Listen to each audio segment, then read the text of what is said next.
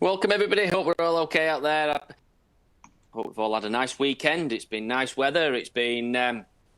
we can't complain about this weekend. Been out on the golf course this weekend as well, AJ. So it's been a good one for me in this sense. So we're here again. We're just going to have a little bit of a roundup about the week and a little bit of insight into the week which is coming forward as well for us. So as always, Simply Video, who are behind us, looking after us on our streaming platforms. Again, they've always been fantastic for us. We've only had a couple of problems, but that's not been down to us. That's been down to the connection from other people. So also SJ Sporting Events, as always, you can get onto their Facebook page. You can find out all the information about every one of our interviews, our chats, which we've done at 12 o'clock every day. Now, I think we're coming up to our 6th or 7th week we've been doing it now.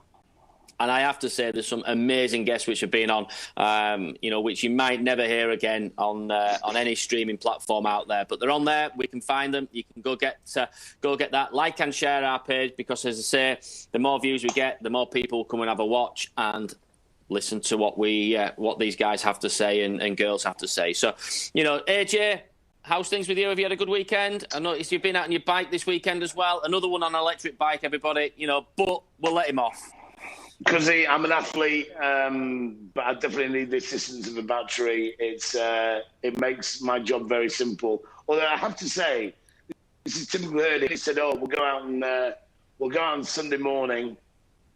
I'll meet you." So it takes me at 11 o'clock at night. Basically, I've had a couple of glasses of vino. I think it's probably not a great idea. Anyway, he says, "I'll meet you at work at 8 o'clock in the morning."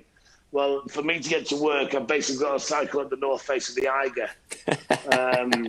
So I set off. I tried to find every single conceivable excuse in the morning to say, no, we won't do it. Rain in the air. What's the forecast saying? No, it wasn't any of it. So I set off and I managed to puff and pant halfway to work. I stopped, threw up, got on, and I met him, and we had a 30-mile cycle ride. And I'm still paying the price now. I feel like I've just done 15 rounds with the other AJ, the boxer AJ. Mate, I'm knackered. 30 miles, even on a battery-powered bike. Oh, I'm done. Anyway, so yeah, it's really good. Look, it's better than nothing, mate. There's a lot of people who don't do any exercises, itself, and we know that at this present moment in time, out there in the day, we've got to keep fit. We've got to keep healthy. That will help to fight all these diseases which are out there. Hence, that's why we're here. AJ, what a week we've had. What's your highlight of this week? Yeah, another great week. I mean, it started on Tuesday with Vorney. Obviously, I'm a cricket lover, as you know. To hear Vorney talk around the 2005 Ashes win, go over some stuff, telling stories about what went on the victory parade, what went on at number 10, was absolutely brilliant, and he was really honest, really insightful, and just absolutely brilliant to listen to. One thing I've realised actually, Cuzzy, when we set off doing all these things, we said we'll do an hour. And actually, I've realised that some of these people could just talk for hours and hours, and you can listen to some of these people for hours and hours. And Vorney was one of them. Absolutely brilliant to listen to, and some great stories. So it was a good start on Tuesday with Vorney for sure. It was. I was not worried about Vorney coming on as such. I think he's kind of one of your heroes, I suppose, as a kid coming through at 2005. I think everybody watched that unfold, that the Ashes, and I think he became a household name at that point. And you never know how these people are going to be. We said this about Will Carlin as well. You never know how these people might be. They might be a bit big time. They might be a bit, I'm only going to come on for half an hour and disappear. But what I found with every single person who's been on, and it goes right back, every single person has given us that hour. And as you say, you're right, we could go on for hours. Because I only have a 45-minute kind of time to interview him, and you actually think, well, actually, I could do another 45 minutes quite easy because there's so much which you've missed. But some of the insights, I thought Hoggard again. I loved the one with the lads. With Linny and Howard and Hurdy and stuff. I think, I really enjoyed that because we work with them every day, and these people out there really, who are watching. you don't get the insight of these lads who are on. You know, Howard Clark is an absolute legend of the golfing game. 6 Ryder Cups, right? You know, first hole in one in a Ryder Cup. Played with some absolute legends. We never even got on to Jack Nicklaus. That's going to come at some other time, I think, you know, because he's played with him. But, you know, the stories with Seve and Tiger and things which Linney and him brought out were fantastic. But you just can't beat it. It's like getting a proper insight into, you know, professional sport, which, you know, there's not many people who can get. And, you know, they're coming out with some stories as well, which I'm sure if they're out on the circuit, you also won't hear as well, which is what we want.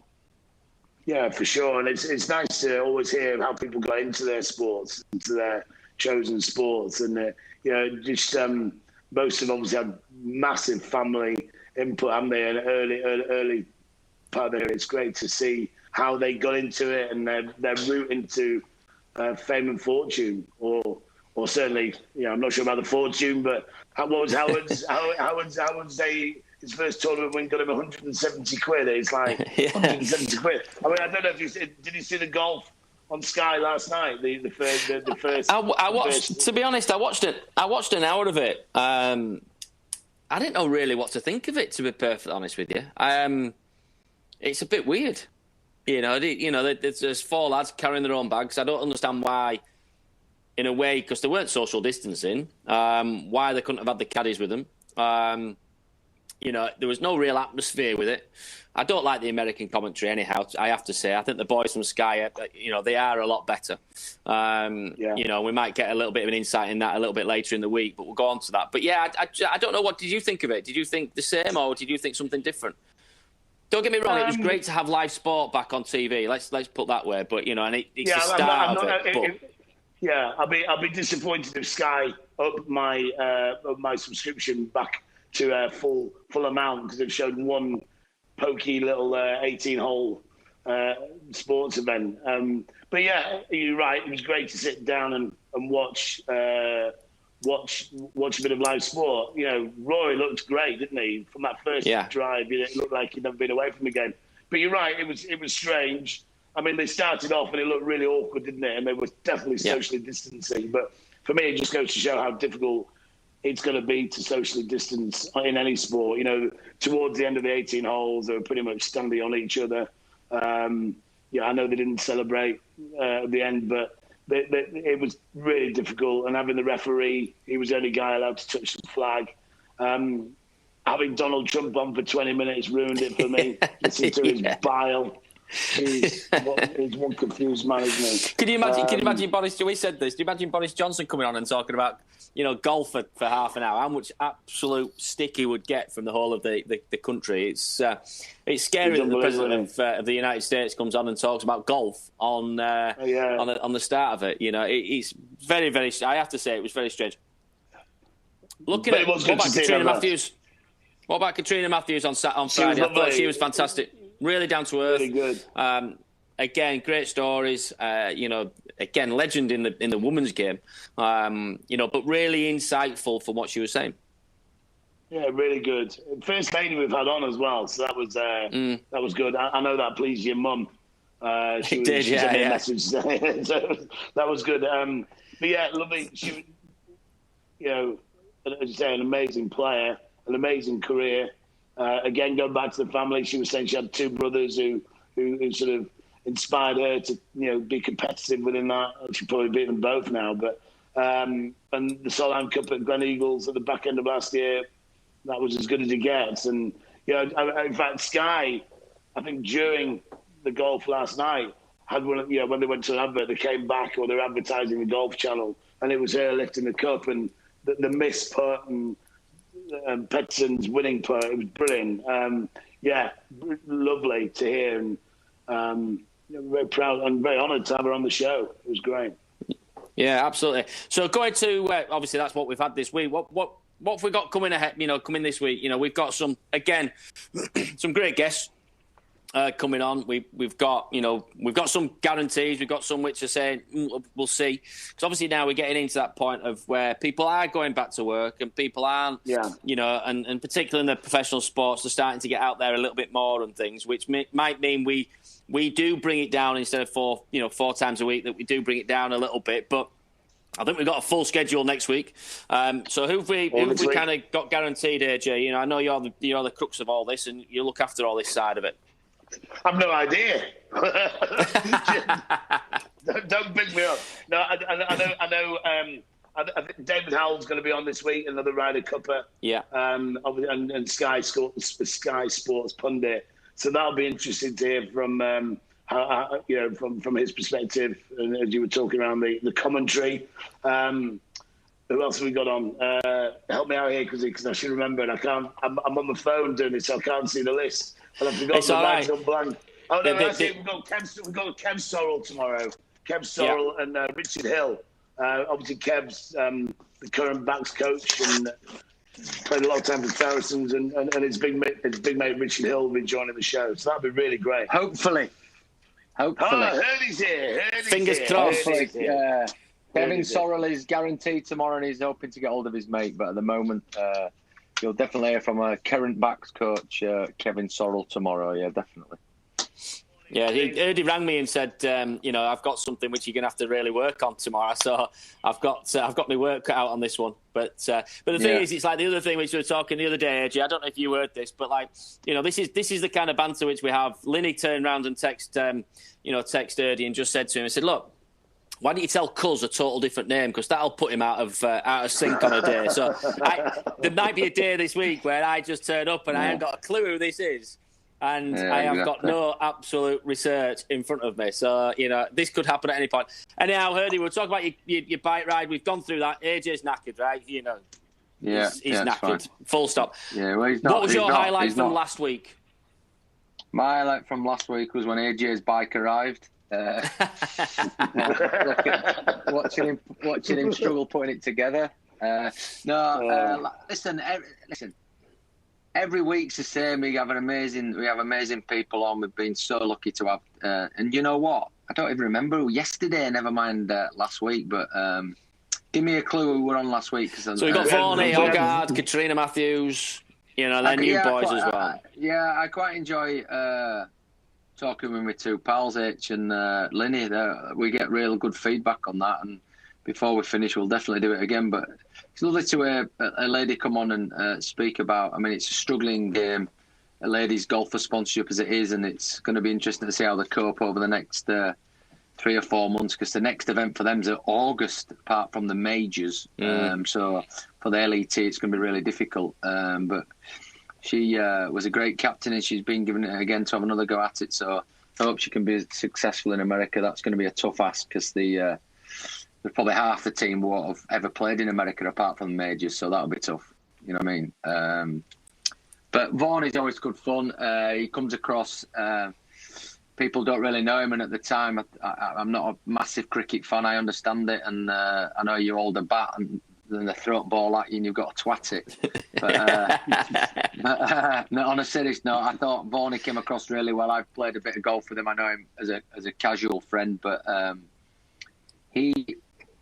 in the press at the time, AJ can probably tell me rightly or wrongly. He's a strong-minded Yorkshireman, you know what I mean? And he was like, what he said in his talk with us was, you get on board or basically you do one, you know what I mean? And I can only guess that everyone got on board. AJ, were there any people who said go forth, or did everyone jump on with him? I think if you look at the 2005 series, I think everybody got on board with that, didn't they? I think, I think how I look at Varney, and there'll be loads of people who are trying to disprove this, but then it's a personal opinion. Varney would probably recognise he wasn't the best player in the team. Yeah, undoubtedly he was a quality batsman, but he was an incredible leader, and he got the best from his players. And I think he had the Magnificent Four that we talked about with Hoggy on the Wednesday. He had Harmison, he had Hoggy, he had Jones, and he had Flintoff. That's a hell of a lineup. And of course, back then it was a spinner, left-hand spinner. Come on, Giles. Giles, so he had a great bowling attack. And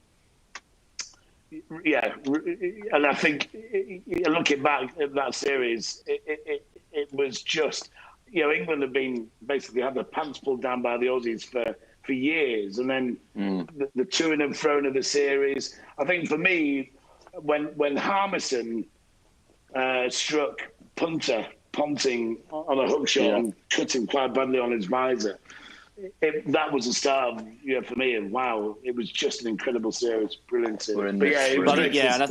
And I think that first series as well, you touched on it there with Harmison. I watched that first over beforehand, and he absolutely battered him for 4 balls before that one came down and absolutely crucified him. And I think that, the big thing for England's point, I think, they touched on it. I think Hoggard touched on it and Varney touched on it. McGrath got injured.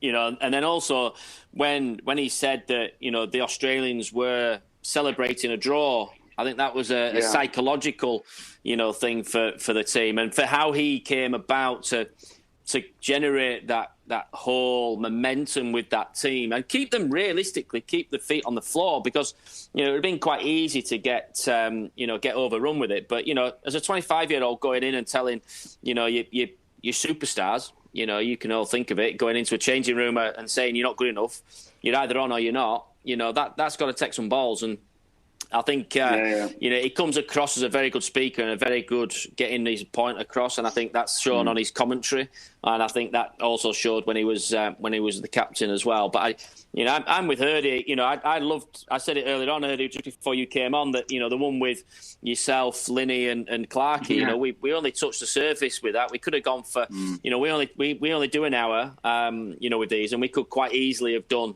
2 hours with you boys. So I'm sure we're going to get the boys back on again to do the same again, because there's so many things that we can talk about. Because one of the ones I was thinking about this morning was maybe next week is to get as many of your old youth. All right, not everyone played for Leeds United out of that youth team that beat Man United in was it 95?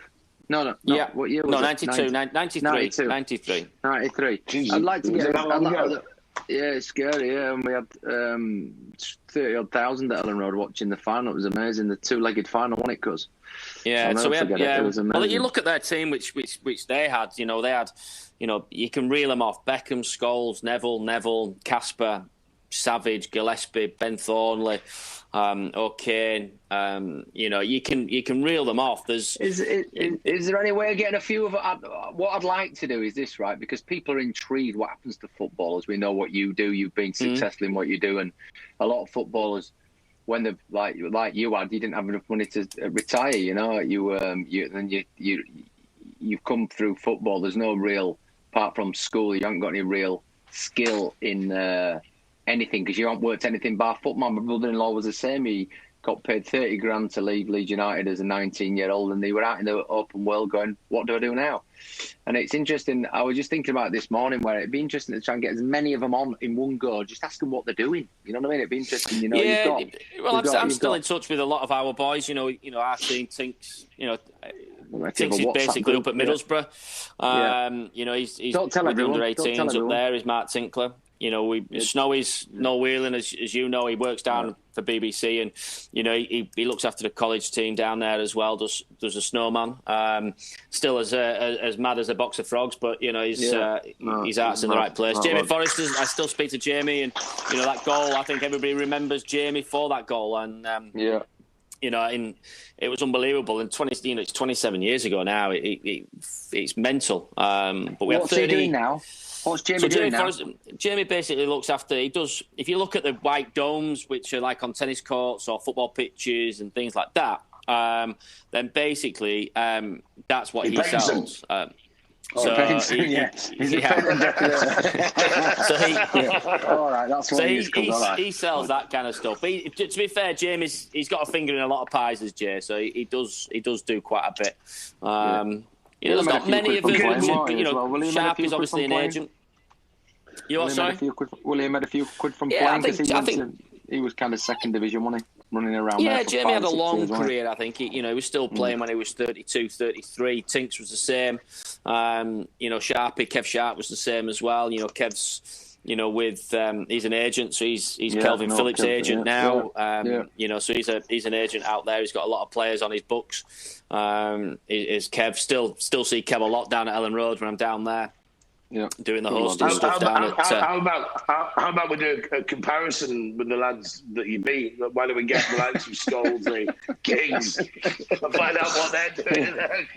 Yeah, I think I've got a feeling they did a little bit better than us, I think.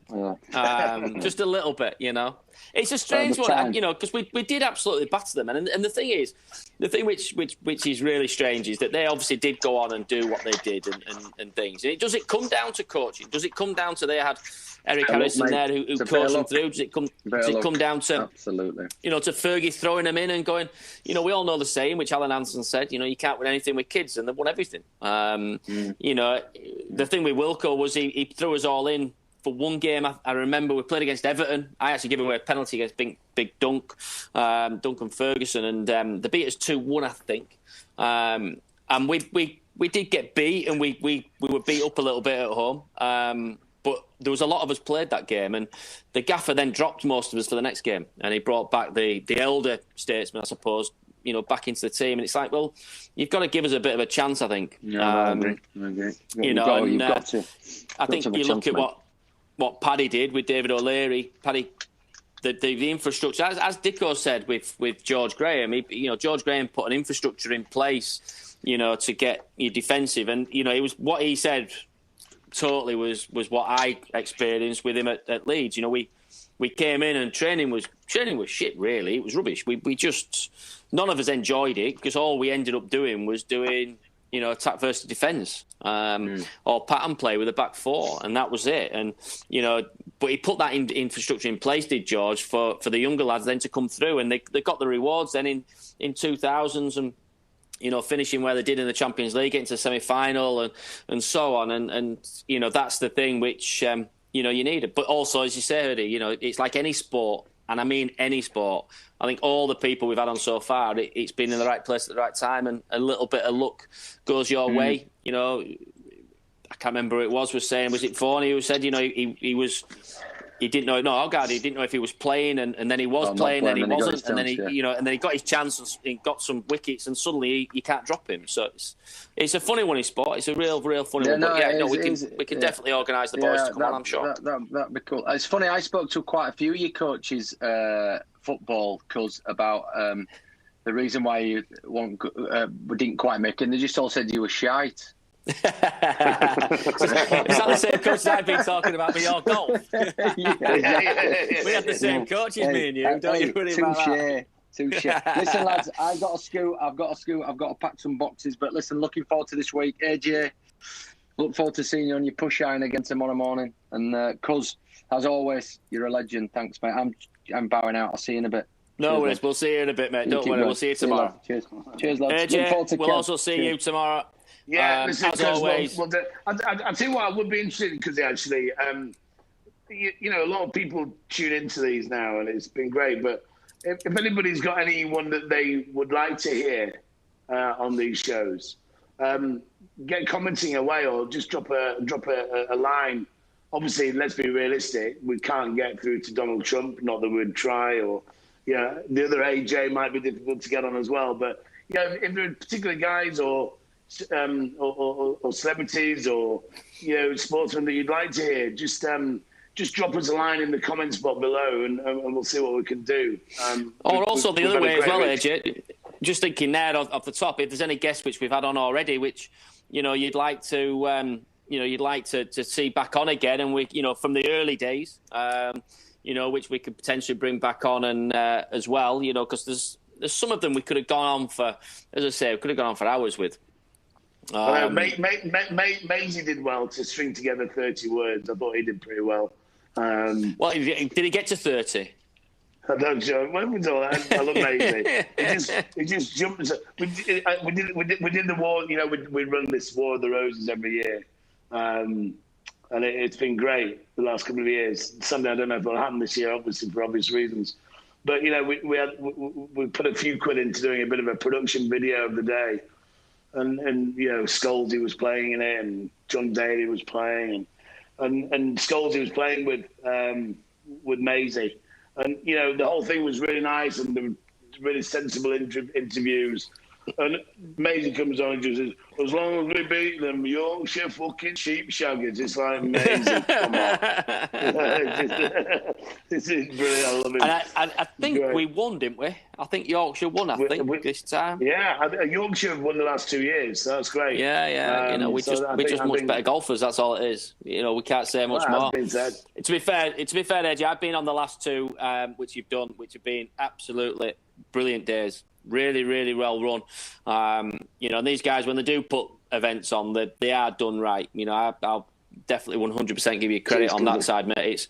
It's been, and some of the guests we get, as you said, the last one at Moralton, John Daly was over and he did a chat after. We had Willie Thorne on as well, who came up and did a bit of hosting for us. And, the golf itself was kind of a secondary to the day, really. We had a real good laugh out on the golf course. We played well, but we had a good laugh after as well. And there was some really good, really top names there. You can't not fail but to have a good laugh when Daly's involved. He even got his guitar out, didn't he? And he did. Give us a song. I'm looking to do. I'll give us a song. Well, the best one was when his wife came and said, I need to get him home now, because he'd started talking. And when John starts talking, what we know is that when John Daly starts talking, that he lets a lot slip at that point.